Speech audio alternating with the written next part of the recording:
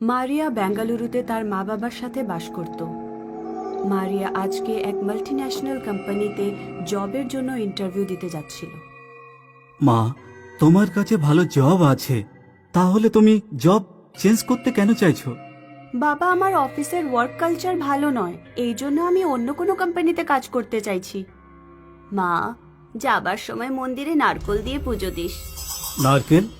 নারকেলের পাল্লায় পড়ার দরকার নেই, দেরি হয়ে যাবে। ঠিক আছে বাবা, আমি আসছি। তুমি তো তোমার মেয়েটাকে একেবারেই তোমার মতো নাস্তিক বানিয়ে দিয়েছো, না পুজো না মন্দির।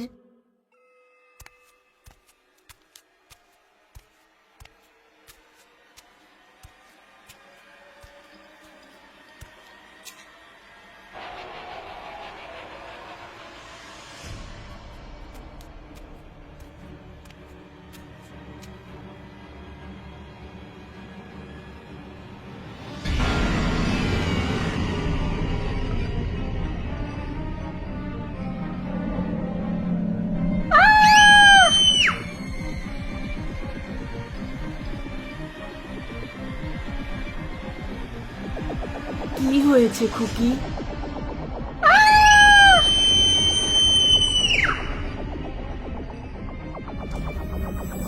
মারিয়া যখন ইন্টারভিউ দিয়ে অফিস থেকে বাইরে আসে, তখনও ভয় পেয়ে লিফটের ব্যবহার করে না।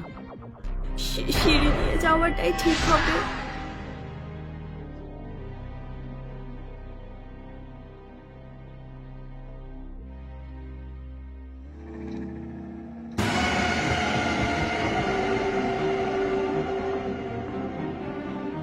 ইন্টারভিউ কেমন দিলি মা? ইন্টারভিউ ভালো ছিল বাবা, আমি কাজটা পেয়ে গেছি। খুব ভালো মা। অফিস কবে থেকে যাবি তাহলে? কাল থেকেই। কিন্তু বাবা, যে বিল্ডিং এ কোম্পানির অফিস, ওখানে ভয়ঙ্কর কিছু দেখেছি আমি লিফটে। মারিয়া সব কথা তার মা বাবাকে খুলে বলে। মা, তুই কি দেখেছিস?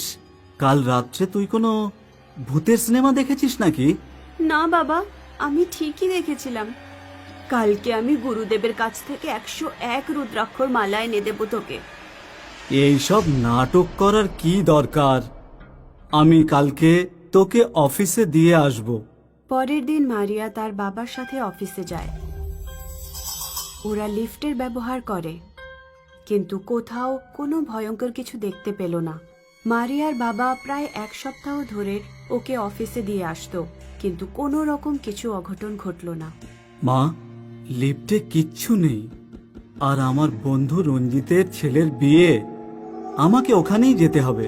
তুই কালকে একা অফিসে যাস, ভয় পাবার কিচ্ছু নেই।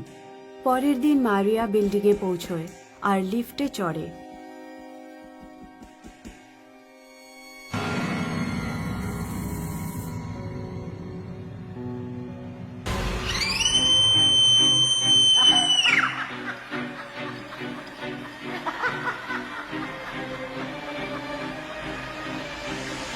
কি হয়েছে ম্যাডাম, আপনার শরীর খারাপ লাগছে?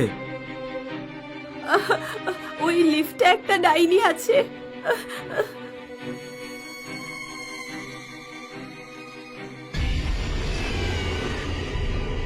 থার্ড ফ্লোরের দরজা খোলে। মারিয়া লিফটের ভিতরে অজ্ঞান হয়ে গিয়েছিল। আরে, এ কি মারিয়া, কি হয়েছে তোমার? ভালো হয়েছে আকাশ, তুমি এসে গেছো। এই লিফটে কোনো ডাইনি আছে, আমাকে এখান থেকে নিয়ে চলো। তুমি কি বলছো কি? প্লিজ আমাকে বাইরে নিয়ে চলো আকাশ, আমার দম বন্ধ হয়ে আসছে। আমরা থার্ড ফ্লোরে আছি মারিয়া, 12 তলা পর্যন্ত সিঁড়িতে কিভাবে যাব? আমি আছি তো তোমার সাথে, লিফটে তোমার কিচ্ছু হবে না।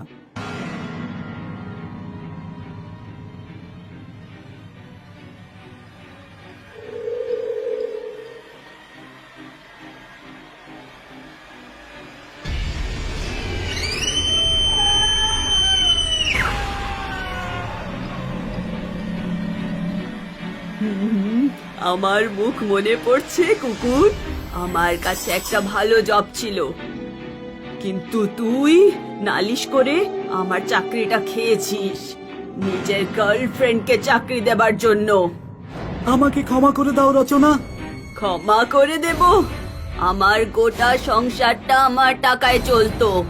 আমার বাবা নেই, বাড়িতে টাকার খুব সমস্যা ছিল। আমার চাকরিটা হারালাম আর এই সব কিছু সহ্য না করতে পেরে সুসাইড করলাম। আমাকে ছেড়ে দাও, এতে আমার কোনো দোষ নেই। রচনা, সত্যি বলছি, তোমার ব্যাপারে আমি কিচ্ছু জানতাম না। আকাশ আমাকে বলেছিল ওর অফিসে একটা পোস্ট খালি আছে। লিফট 12 তলায় যায়, লিফট খুলে যায়। ওপরে অনেক লোক দাঁড়িয়েছিল। ডাইনি চলে যায়। মারিয়া সিঁড়িতে নেমে আসে, নিজের বাড়িতে চলে যায়। আর ওই বিল্ডিংয়ে কোনো দিন যায় না। আজ পর্যন্ত লিফটে লোকেরা রচনার আত্মাকে দেখতে পায়। রিয়ার মেকআপ করার খুব শখ।